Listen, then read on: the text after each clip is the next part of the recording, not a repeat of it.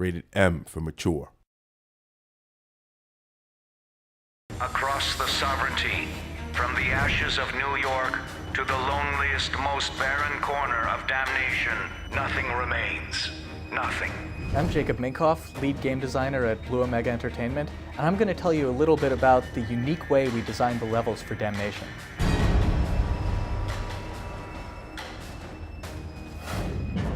In Damnation, we have these levels that are absolutely massive, have huge vertical height, and are much more organic and multi-layered than levels you would typically see in a shooter. Traditionally, level design is often done on graph paper. You simply do top-down views of the player path through it.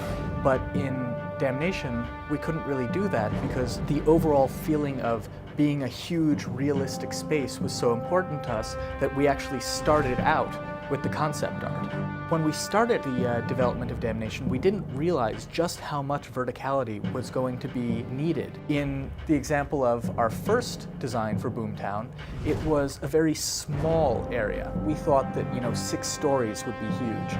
The next version was much more compact. Maybe there were buildings that were 10 stories in it now. And the final design for Boomtown is a massive canyon. And the steam generator itself is about 40 or 50 stories tall, and it now takes the player a good 30 minutes to climb from the base of the steam engine to the top. So once we finally got this vision from the concept artist that we said, yes, that is Boomtown, it was this pencil sketch, and we went ahead and we drew on top of it. So the level designers would look at that image and they would circle different locations and say, oh, it would be really cool if the player went from here to here to here.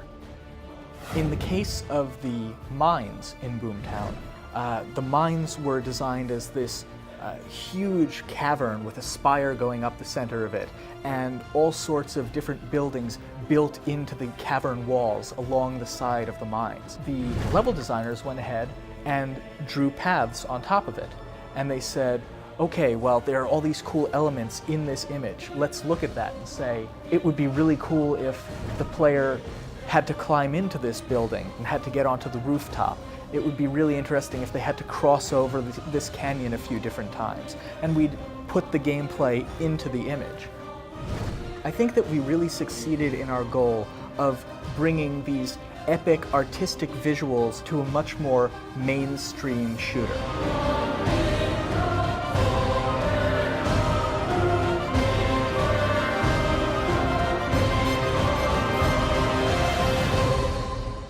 Be sure to check it out on Xbox 360, PlayStation 3, and PC.